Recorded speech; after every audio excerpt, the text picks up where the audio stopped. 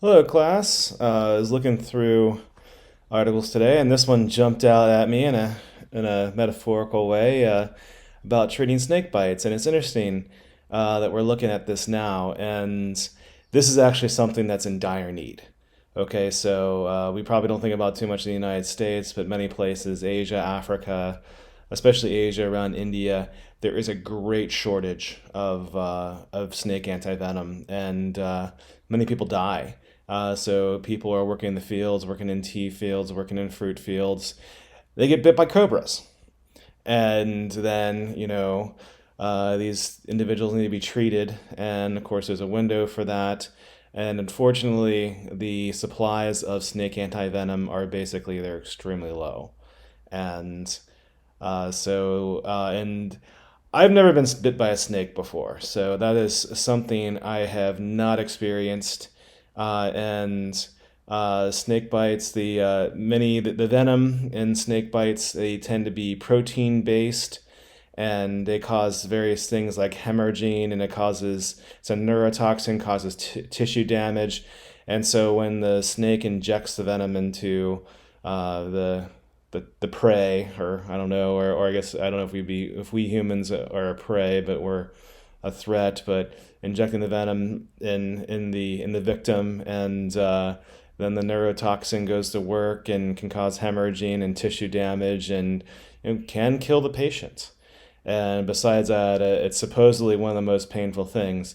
So what I have had experience doing is I was struck by a stingray, and I'm also one of the weird people. I got struck by a stingray in my hand, so it got me right here in my index finger on my right hand, and I was in Florida, uh, and it was after a hurricane, and I was helping my parents who live in Florida. They had there was helping them clean up after the hurricane, and there's unlike Hawaii, we have carbonate sand, and East Coast there tends to be silica sand, and I love the feel of silica sand. So I was cleaning up after working in the yard, cleaning things up, and I'm rubbing my hands on this nice silica sand, and then I felt a sharp pain, and it was a stingray. Got me on the hand, and it was just a clear in and out wound, but it released the venom, and I could feel it's a tingling went down my arm. I could feel the venom go into my bloodstream, and it hurts. It really that really really hurts. So if you're wondering, I treated the venom with heat. So since the venoms tend to be protein based, you can treat them with pH. Of course, I can't squirt a bunch of acid. You can clean out the wound with acid, but it's not going to do as much just on the surface. I used heat. I put a metal spoon into boiling water, and I applied as much heat as I could withstand on the wound. On the way to the urgent care, and when I got there, I told them, they're like, okay, what happened? What'd you do? And I told them it is they're like, you did the perfect thing. That's what we would have done for you. Well, they said they would have used warm water and let me and wrap a. Usually people get stung on their feet. I was the odd one that got stung on my hand.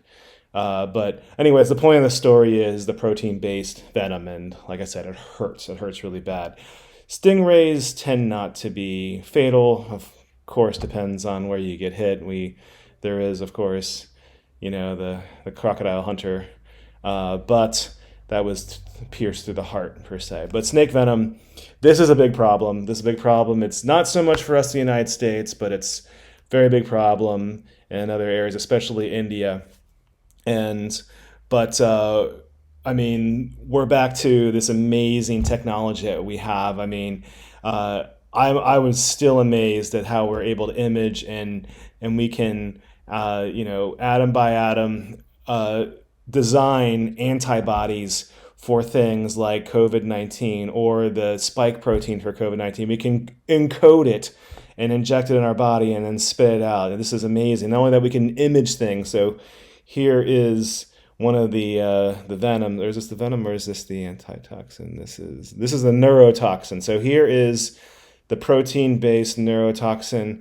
If you see this arrow, that means beta sheet, and these curly Q's means alpha helix. That's the secondary structure of the protein. And so this one here has tertiary. It might have quaternary. Tertiary. So primary is a sequence of amino acids. Secondary is alpha helix and beta sheet. Alpha helix just means that the things curl up in this fashion. Beta sheet means they kind of curl up in this fashion. Hair and well, keratin, skin, fingernails. It's almost all alpha helix. Silk is almost all beta sheet, but most proteins are combinations of them, and the blobs together. This one might have, yeah, it might have quaternary. It's hard to tell. So tertiary is the union of the different alpha helices and beta sheets, and quaternary is the blobs going together. It doesn't look like it has quaternary. Not every protein has quaternary structure. Hemoglobin, for instance, has quaternary structure, but many of others don't.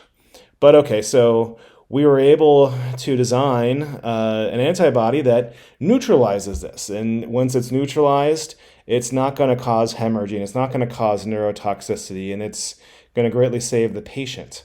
Although they've tested this on mice.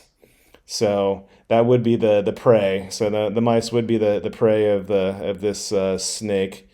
I don't know what kind of. I don't know much about snakes. It doesn't look like a cobra. It doesn't have the fan on it. But I wouldn't want to meet that snake. But I got a chuckle at the end.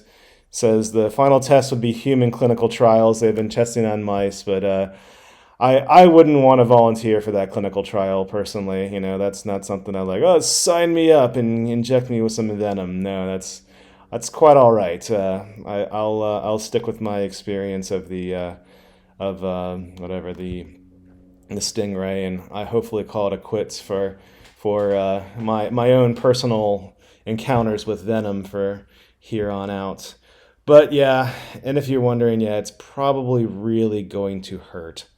That's from what I've heard of people that did get bitten by snakes, and it causes all sorts of damage, the hemorrhaging, the swelling, and that kind of stuff, the tissue damage. So, anyways, I thought this was interesting. Of course, chemistry is such a broad topic, and I like that this technology that we're getting, that we've gotten from COVID, well, we developed before COVID and applied it to our COVID-19 treatments and vaccines.